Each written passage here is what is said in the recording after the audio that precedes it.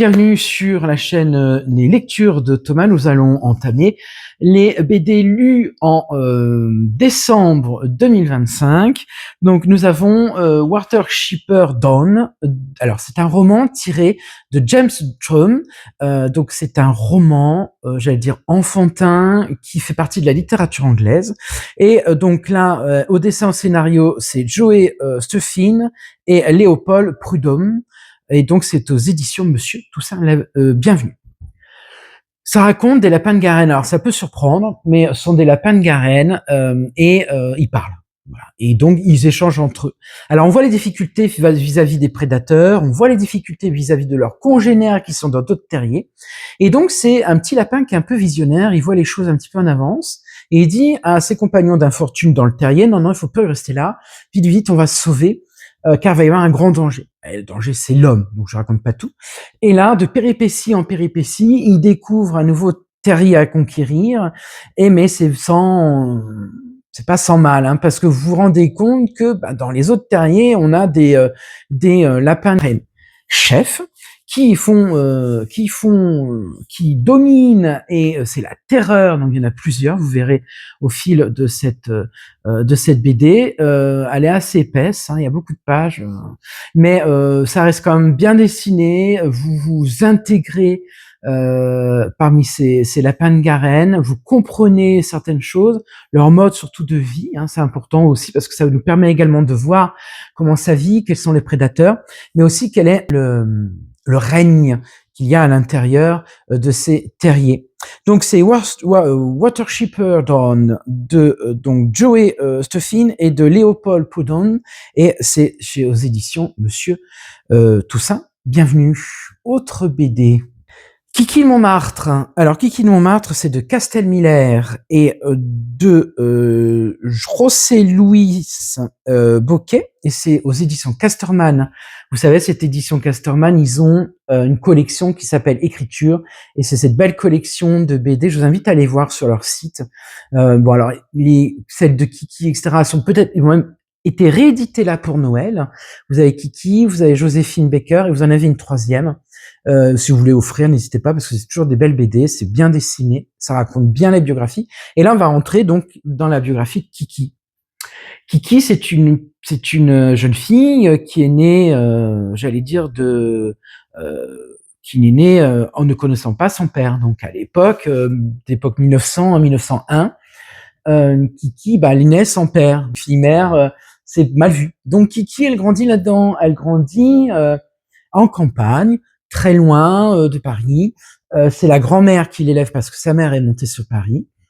Et Kiki, de fil en aiguille, va remonter comme ça à Paris à 13 ans. Et puis va vivre de petits boulots, donc femme de chambre, etc. Et puis un jour, il y a quelqu'un qui s'intéresse à elle. J'allais dire plutôt elle va devenir l'égérie de peintre. Et elle aussi, elle va faire de la peinture, elle va un peu écrire également. Et donc, elle posera nu pour des grands peintres, pour des grands sculpteurs de l'époque. Et bien sûr, être muse, c'était exposé aux langues, aux mauvaises langues, en disant que c'était quand même plutôt des prostituées plutôt qu'autre chose. Mais Kiki fait front. Kiki s'éveille auprès de ces artistes, et elle deviendra quelqu'un de reconnu à la fois en France mais aussi à New York lors de ses différentes apparitions. Et franchement, bon, c'était la mondaine, hein, c'était dans le monde, etc. Et on perçoit à la fois ces mentalités du début du XXe siècle, mais aussi la vie culturelle aussi également, que ce soit à Paris ou à New York, et qui va déambuler comme ça jusqu'à sa mort, donc à Paris. Et donc ça nous remet un peu toute sa vie en place. C'est très bien dessiné. Ça, Bocquet et puis son illustre collègue Castel font très bien. On avait vu Joséphine Baker, hein, je vous avais montré quelques plans que j'ai lu il y a un mois ou deux, et franchement c'était très très bien. Et là on revient toujours sur Kiki, et cette Kiki, elle est connue de Paris parce que Montparnasse c'est vraiment un petit village à l'époque, et la Kiki a été très réputée dans ce village qui était le village Montparnasse C'est pas mal. C'est vraiment une vie de rebondissement. La pauvre gamine née en Normandie et qui grandit comme ça à côté de sa grand-mère, qui arrive dans un Paris ou dans une grande ville avec un autre langage que le patois de normand. Et là voilà, et elle a appris tout doucement. Et fil en aiguille, elle est arrivée donc à prospérer et à se faire reconnaître. C'est surtout ça. Je pense que c'était une petite fille qui voulait se faire reconnaître, vu qu'elle n'avait pas de père, donc elle se fait reconnaître à travers les peintures et à travers les sculptures des uns et des autres. Donc c'est Kiki de Montparnasse de Catel Miller et de José Louis Bocquet, je l'ai dit à la française, et c'est aux éditions Casterman et collection Écriture. Autre BD. Alors, comme chaque année ou comme tous les 2 ans, sort Astérix et là, j'ai emprunté. Alors, si je les ai pas avec moi, c'est que j'ai emprunté tout à la bibliothèque. Hein, voilà. Et Astérix en Lusitanie, je vais y arriver. Et donc c'est de Fab Caro et de Didier Conrad et c'est aux éditions Hachette. Toujours pareil, Astérix, Obélix et Idéfix. Là, débarque un bateau, donc près de leur village, et nous avons un conseiller, quelqu'un d'important portugais qui leur dit attention, il y a un souci à Lisbonne, on a mis en prison un célèbre commerçant qui a créé une soupe portugaise et donc il faut venir à la rescousse pour nous aider. Alors, le grand chef du village des Gaulois réfléchit, bon on dit ok, bon alors vous pouvez partir, Astérix, Obélix et Idéfix vous partez. Alors ils emmènent une potion magique avec eux. Et là il y a toute une histoire, alors à la fois sur le chemin, il y a des drôles de réparties. Alors il y a des fois je me suis amusé quand même, hein. Il y a des choses assez amusantes. J'ai rigolé même tout seul devant ma BD. Je dis tiens, c'est assez impressionnant comme humour. Il y a toujours des noms, des prénoms un peu alambiqués. Bon, j'adore quoi. C'est vraiment. Et donc ils arrivent au Portugal et là il y a toute une histoire à Lisbonne et alors ils se déguisent. Voilà, il se met en brun, donc il tond les cheveux, ben, il se teinte les cheveux. Et là, il y a aussi des répliques marrantes avec Obélix.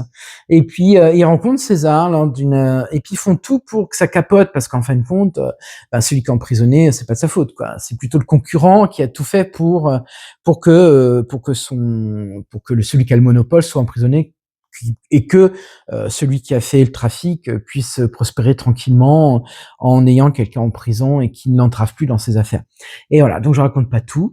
C'est à la fois rigolo. Alors il y a tous les critères, hein, j'allais dire, il y a toutes les images du Portugal que nous on a en France, Bacalhau, donc c'est-à-dire la morue, Pastis de nata, la Soledad, voilà, bon, tout ce que nous on pourrait. Alors on n'a pas vu le Porto, on n'a pas vu, mais on aurait pu aller jusque là, hein, donc voilà. Mais il y a un peu ces images bien ancrées et voilà, il y en a plein d'autres, hein, il y a plein de surprises, je dis pas tout au niveau des pages. Donc allez-y, hein, c'est toujours j'allais dire un classique, hein, Astérix en Lituanie de Fab Caro et de Didier Conrad et c'est aux éditions Hachette.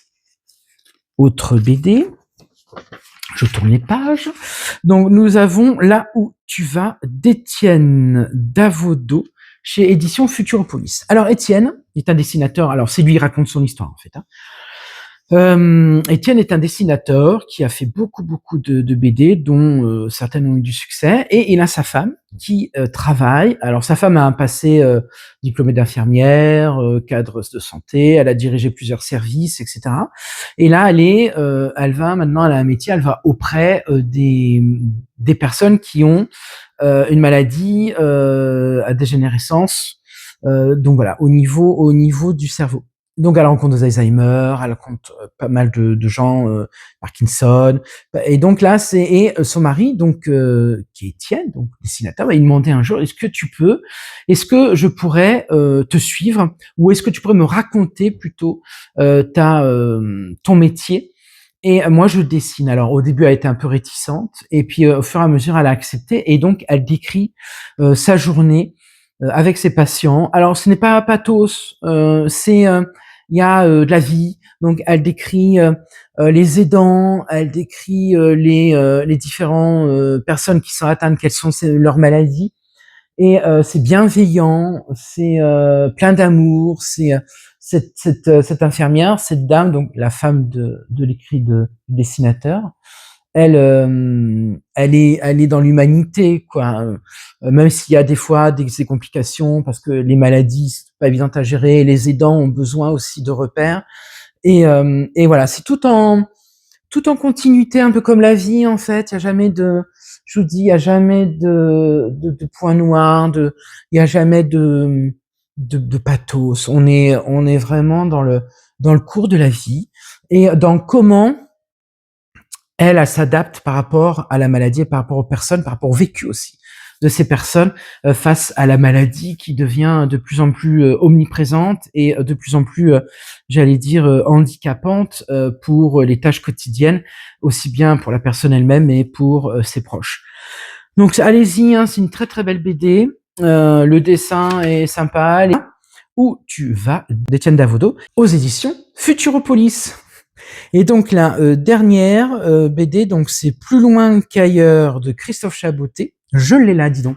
C'est la seule qui me reste que j'ai empruntée cette semaine à la médiathèque. Et donc, alors, Christophe Chaboté, pas Chaboté, Chaboté dessine. Alors, il fait plusieurs BD. Et ces BD sont toujours remarquables dans leur histoire. Et là, c'est pareil. Vous avez donc un gars qui travaille la nuit. Il est au poste de surveillance d'un parking souterrain. Et donc, ce gars va être en vacances. Et donc, il dit à son collègue, bah, écoute, moi, je suis en vacances et je pars en Alaska faire, dans la neige, faire une excursion avec une société spécialisée, etc. Et puis, donc, il est en vacances, arrive à l'aéroport, là, eh ben, il y a deux choses qui se passent, qui vont complètement modifier sa vie. Donc, j'en raconte pas plus. C'est bien dessiné. Alors, j'ai oublié de vous dire que le personnage principal adore le dessin et dessine. Donc là, vous allez voir plein de choses. Et c'est à la fois, je vais vous montrer. Donc, c'est des traits fins. Sur les vignettes, c'est des traits fins en noir, mais il y a plein de détails. Et là, je vais vous montrer une planche, si j'en retrouve une, où il y a plein de détails. Alors, je vais pas essayer aux vignettes, je vais pas montrer l'histoire parce que ça n'a pas d'intérêt si je vous montre une vignette et tout est découvert. Alors, je vais chercher. Voilà, donc là, il est à l'aéroport. Ici, vous voyez, regardez. Ce trait de dessin, voilà. Et c'est comme si c'était en fait en film, vous voyez, comme si c'était une pellicule de cinéma. J'adore beaucoup. C'est super. Regardez les détails de devant. Il y a beaucoup. Alors, il y a d'autres vignettes avec plus de détails encore. Mais les détails que met Christophe Chaboté dans cette BD et même l'histoire, moi j'ai trouvé ça top. D'ailleurs, j'ai mis 5 étoiles. Hein.